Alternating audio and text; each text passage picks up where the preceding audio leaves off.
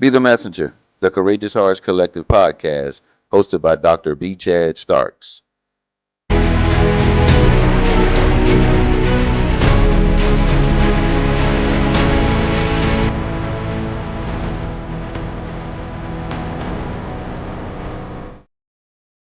Peace, power, purpose, family. Welcome back to Be the Messenger, the Courageous Hearts Collective podcast. I'm your host, Dr. B. Chad. I'd like to thank everyone for tuning in. To my new listeners, welcome aboard, and those of you that have been walking with me on this journey in the Becoming a Messenger series. I can't believe that we're halfway through the Be the Messenger framework. We have actually completed the first two pillars of the Be the Messenger framework. I'm excited, y'all, and I'm proud. First time doing a podcast like this, and we're making it. I appreciate all the text messages, all the phone calls, all the comments, all the support, and all the love that you're giving B. Chad. And I hope that this is resonating with you, your spirit and your soul, and you're finding your voice in a way that maybe you never have before. So I just want to express my gratitude and say thank you all for allowing me to live in my purpose. Now, I like to acknowledge those that took the challenge last week. Y'all know I give a challenge every week. There's a call to action. I'm asking us to move past just talking. And the Courageous Hearts Collective is about doing the work and having some action. Those of you that looked internally last week into the family lies, into the family narratives, and decided what part of your culture that you wanted to take with you and what part could actually use some generational repair work. I'd like to thank you all that went outside of the family and looked at your community. Looked at your community for the assets, the parks and rec programs, the community centers, all those things that are assets that will position us to debunk the community lies that are often created on a higher level when pushing negative stereotypes about communities that have been disadvantaged. So for that, I'm grateful because this is the justice work. This is the challenge, and we are here to write those new narratives. So I just want you all to pat yourselves on the back, say thank you, acknowledge that you are really doing the work because we need you to continue to write those new narratives to debunk the community lies. We got babies to raise, y'all, and this is the opportunity. Thank you. Okay, so like I said, Becoming a Messenger series is halfway done, and I get to introduce the new pillar this week, which is diversity. The cuss word, right? Yeah, it's become a hot topic in the last 10, 15, 20 years, probably more so since the 2020 death of George Floyd. We're going to walk through this one, baby. We are. We're going to walk through it. It's a hot topic. It's lightning rod. And I mean, when you say the word diversity, people are attaching language to it like woke. And I find it comical in a way how this word has been so disruptive, how people are so afraid of difference. And when you look at it, most often it seems as problematic. Like it's about a quota, it's about a statistic. It's almost seems like it's a political burden, right? Like the whole conversations around diversity have people very uncomfortable. And knowing what we are about here at the collective is it's an opportunity to get uncomfortable, to get comfortable. If you think about all the movements around social justice in the world, it comes from different ways of thinking, different ways of being, different ways of knowing. And for us to minimize and see the word diversity, which is difference, as a burden, is almost insulting. And that is what I would say creates the problematic space. Diversity, in my experience in 30 years of justice work and being on this earth for 53 years, this is probably the major cause of burnout. probably the major contributor to why reforms, criminal justice, healthcare, poverty doesn't work. So here at the Courageous Hearts Collective, using the Be the Messenger framework in the healing and justice space, we see it as abundance. We see it as an asset.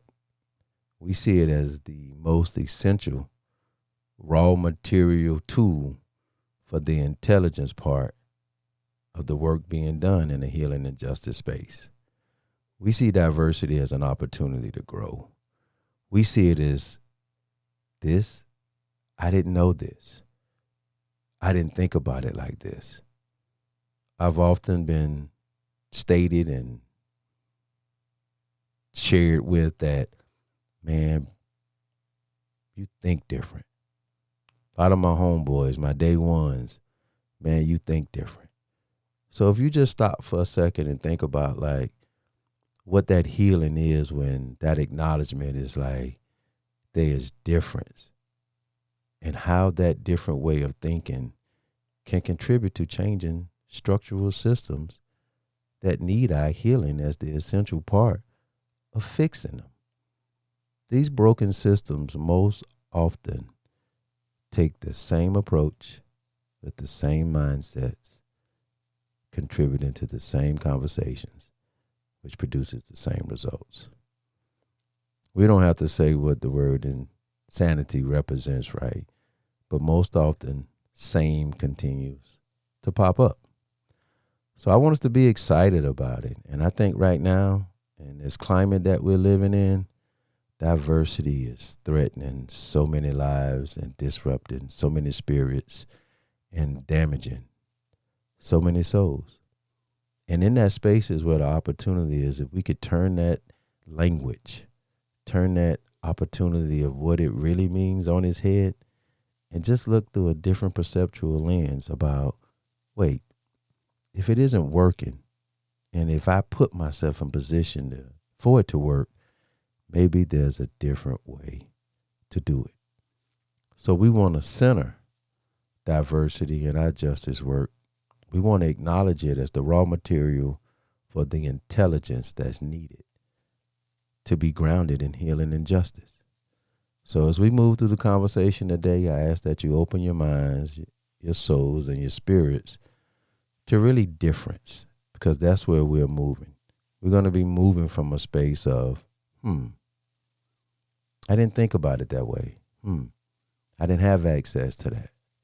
I wonder if we made these type moves in a different way, what that could look like for justice, self-improvement, love, and reform. And remember, healing first, justice always, reform forever. Diversity is not just about race, gender, class, socioeconomic status, or orientation. It's about diversity of thought, different ways of thinking, diversity of experience, different ways of living, diversity, the proximity of pain and purpose, different ways of being. Let me expand this through the criminology, criminal justice lens. Let's talk about the systemic lie.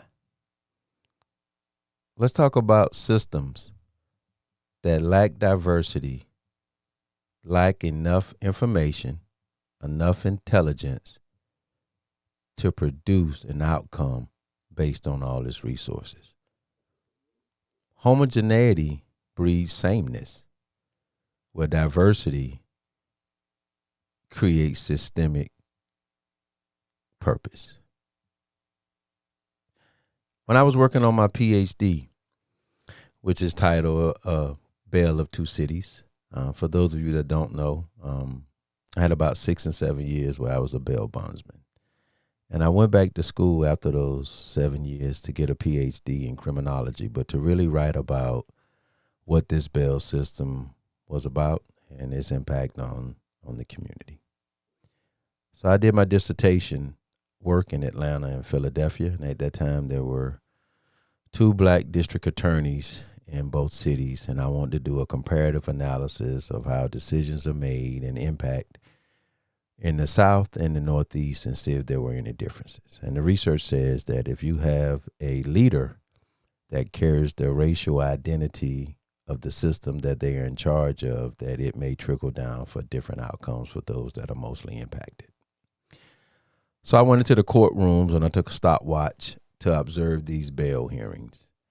And I mean, I saw decisions being made in courtrooms about whether or not someone should go home, be released on bail. We won't get into the charges and the conditions and the criteria that is used. But I mean, decisions were made in courtrooms. Some were 15 seconds. Some took a minute. Some were the control agents of the courtroom didn't talk, and some of them did. So as I continued to do this research and I interviewed the court personnel, I realized that the criminal justice system at this first initial phase, it lacked information. And the systemic flaw was incomplete information, which is used and allowed to make these bail decisions, whether or not you get to come home. And in the research and theory, sociology, criminology space, this is what they call bounded rationality, right? Like you have a bounded rational decision to make in a certain amount of time without complete information. Sounds like a systemic flaw, right? Sounds like that is the systemic lie. So what do you think they use to fill in the gaps when you have incomplete information? This is what we call confirmation bias. Confirmation bias is where, as we started off with identity, the first pillar, culture, where your lived experiences, who you are, how you see, experience the world, is what you use as a safeguard to fill in information. Did you hear that?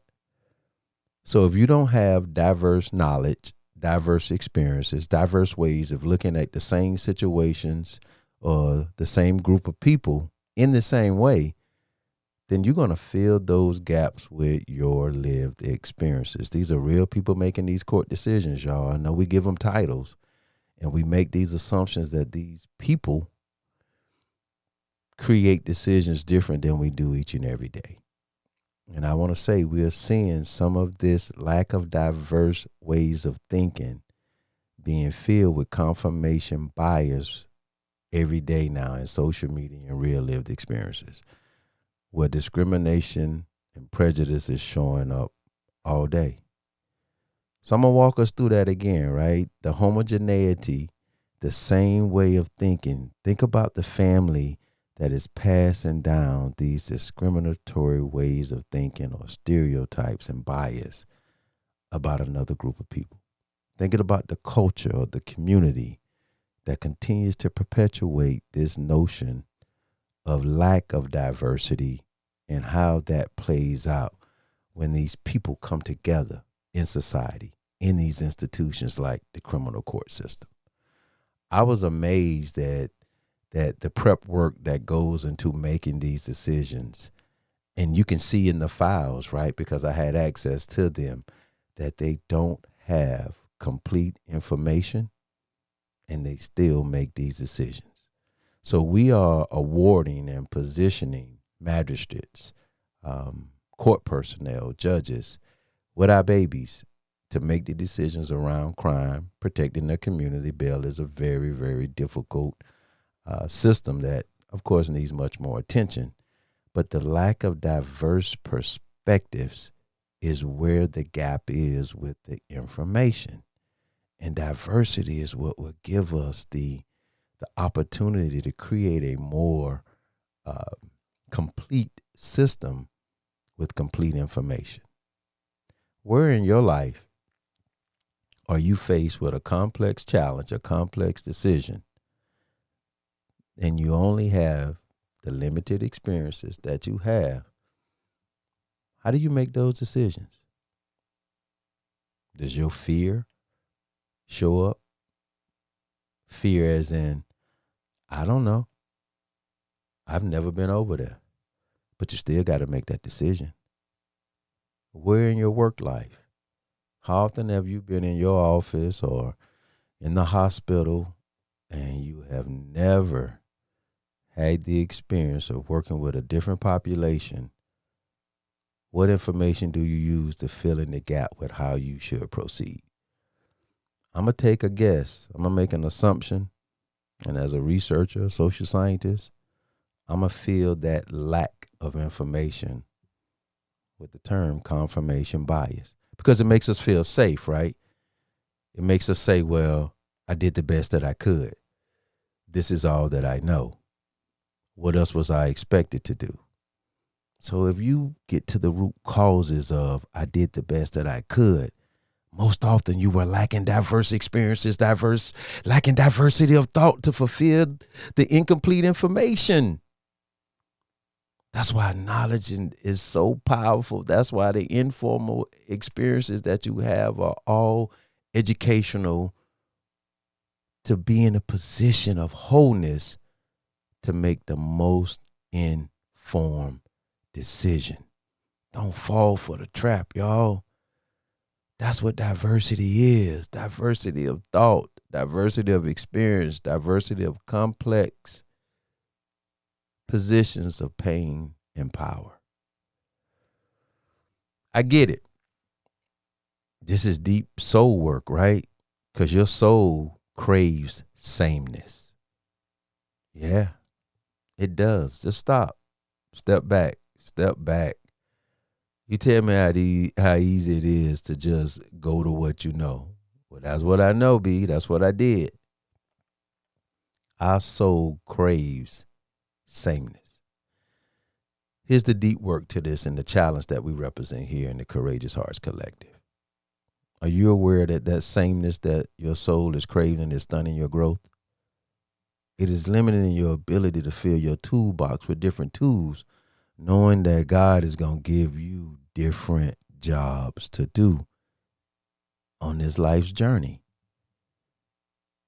When I give talks and speeches, I tell my audience that I'm a sponge of life, that water is equivalent to knowledge, that I'm trying to soak it up.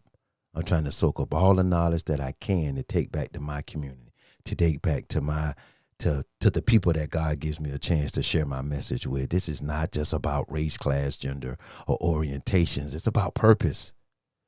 We have the responsibility to absorb all the knowledge and information that we can to better prepare the next generation. So why would I say the same things that I experienced when I talked about family pain and family truth? Why would I not search for a different way to be a father, to be a black man in society, to be a positive asset and contributor to the world? Why would I not? Why would I not use that education as a prevention for anybody that I'm blessed to come into contact with? Are you having diverse experiences? Are you falling for the systemic lie in the safeness of your soul that you are prepared for any job that comes your way? And we want to know why these policies, these efforts, why they fail. Oh, you got the same people in the room with the same lived experiences, with the same ways of thinking. What y'all expect when you got different problems? I'm not trying to minimize this at all, but there's a very simplistic way to look at it. Diversity is a strength. It's what unites us. And we can get past this physical, skeletal being that we love to focus on and choose blame over action. And you did, you represent. I know this may sound hypocritical, but it's deeply simplistic. I'm not cutting myself off from learning, y'all. I'm not going to cut myself off from a different experience to be able to advance my message, purpose, in the community that I get to share with. Are you? Are you walking across the street that you've never been on before so you can learn how to navigate that space? Are you walking in different rooms with the confidence and the purpose that you deserve to be a sponge in that space, to absorb that water, that knowledge, and take it back to the crib, take it back to your babies? Are you? I get it. It's easier to stay safe with sameness. But y'all, we gotta get uncomfortable to get comfortable. And if we have never had a more opportune time than now, please tell me. Drop the comment. Drop it in my email and my DMs. Right now is the time to grow your soul and your spirit. We got to think differently about what our role is to creating a much safer, better humanity right now. I want to share with you something that I experienced. Something what I think this is really about diversity, going into a predominantly white school for undergrad and taking all those lived experiences that I shared with you, a lot of that hurt, not knowing how to heal, to a college campus, being very closed-minded with my sameness, right?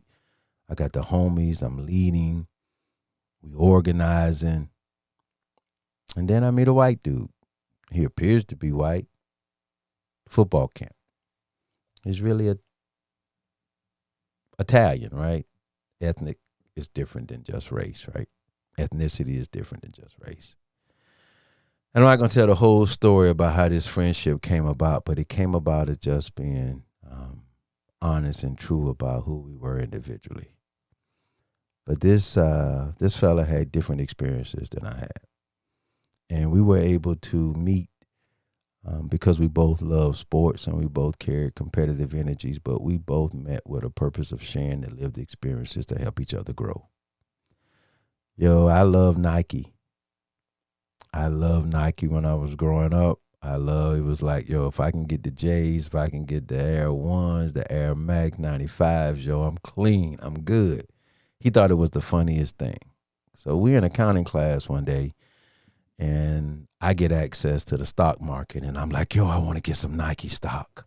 I don't know what this is. He was like, yo, you don't know what the stock market is? I was like, nah, well, I'm supposed to have that lived experience. Well, I'm supposed to have that diverse thought of a stock market. And at that time, with my anger, my frustration, with my pain, my hurt, I don't want to hear nothing about no stock market. For what? Invest? Yo, we trying to eat. What y'all talk? A stock market? We trying to survive. And this fella had the courage. You know what he told me? He said, man, I hear you talk about racism a lot. A lot.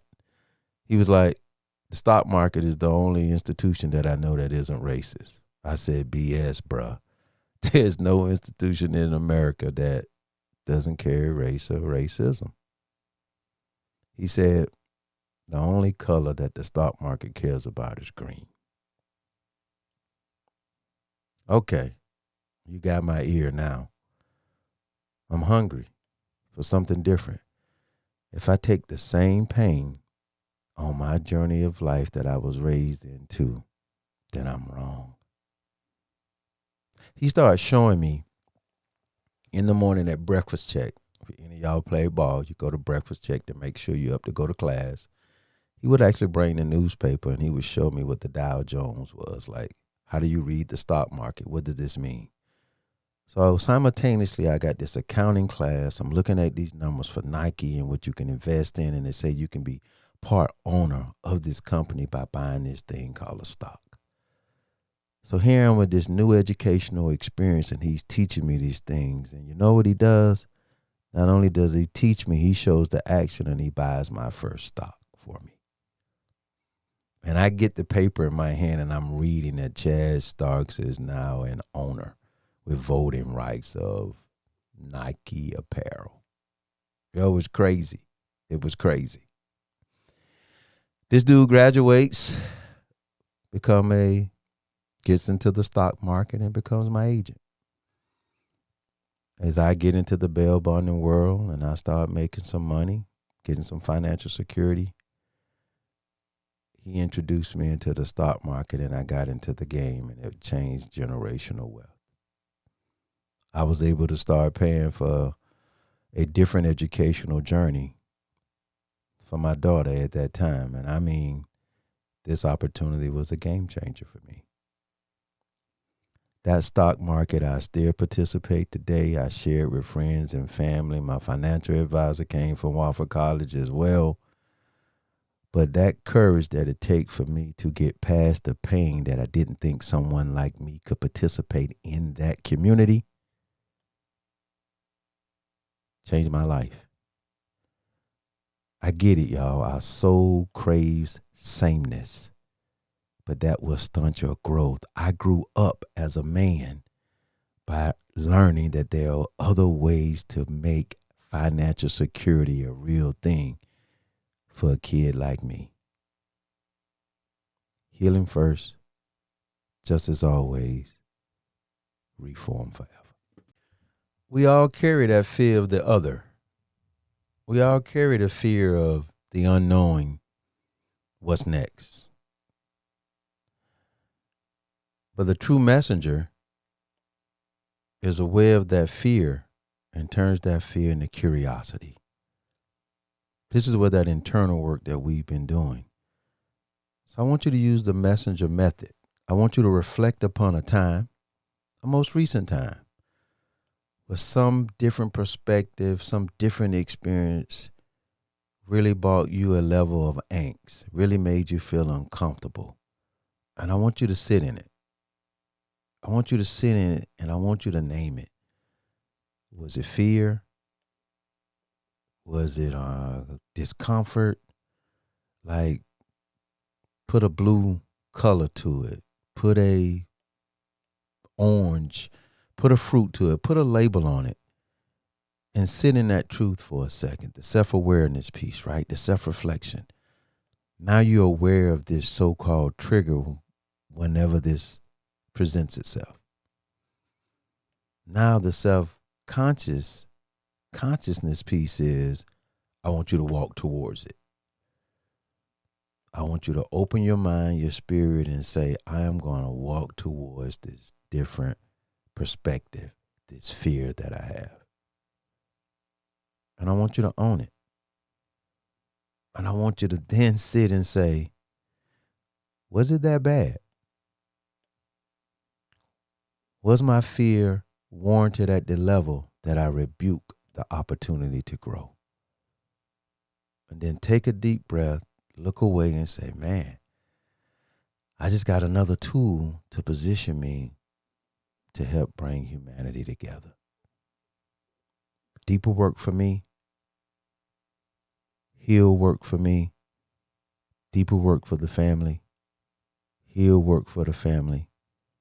Deeper work for the community. Heal community. Why does this matter? Why does this matter as a messenger? Why does this matter to the justice work? This is how you create sustainable systems. Healing first, justice always, reform forever. When you can have the diverse experiences and a method of accountability with owning your discomfort and having the courage to face the discomfort and then search for a new cultural experience, we can change the game. It'll change the game. I'm sitting here as the game was changed for me and as a game changer. Be okay with not knowing. Don't blame. Take action. Be okay with the discomfort when there's a different perspective, a different experience. But turn that fear, that feeling, move past that feeling, turn that fear into curiosity. Now go do the research on self, on culture, on why. Yo, why did that bother me so much? And move towards it and allow yourself to receive that knowledge that is going to fill the gaps of that bounded rationality. And I promise you, you no longer will have to use confirmation bias to keep your soul safe, to keep your soul from not growing, This is the growth period, y'all. This is the personal development to the social justice. We need you. The time is now to shut out the noise, look in the mirror, and hold ourselves accountable as individuals, as a community, and as humans. Healing first, justice always, reform forever. Justice without diversity is a house built upon sand. Justice with diversity is the structure and integrity for long-lasting reform. Stop, y'all. Stop seeing diversity as a mandate as being a part of a committee. When I'm training folks and working with different groups and organizations, I say if you wait to get to your job to do diversity, it's too late. It's way too late.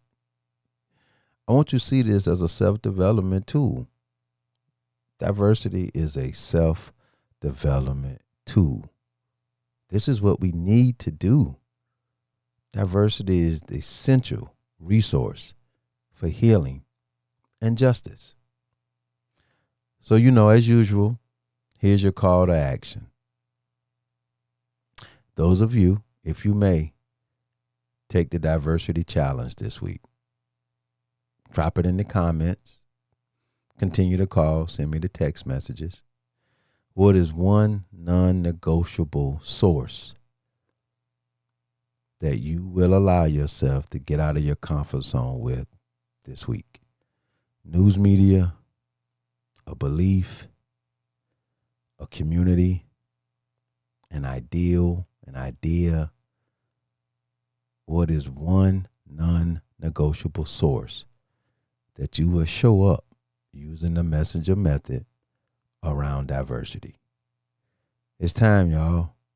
And I believe you have enough in the world today that you could apply the messenger method with to drop a comment on this channel, on this episode, to show your courage. If this message resonates with you, please like, please share, please comment, please subscribe to the channel. We're working towards sparking 1 million messages, and I need your help. Please share it with folks that need to hear it. I hope it resonated with you all today. Thank you again for showing up with me and for me. Be courageous, be authentic, be love, be the messenger.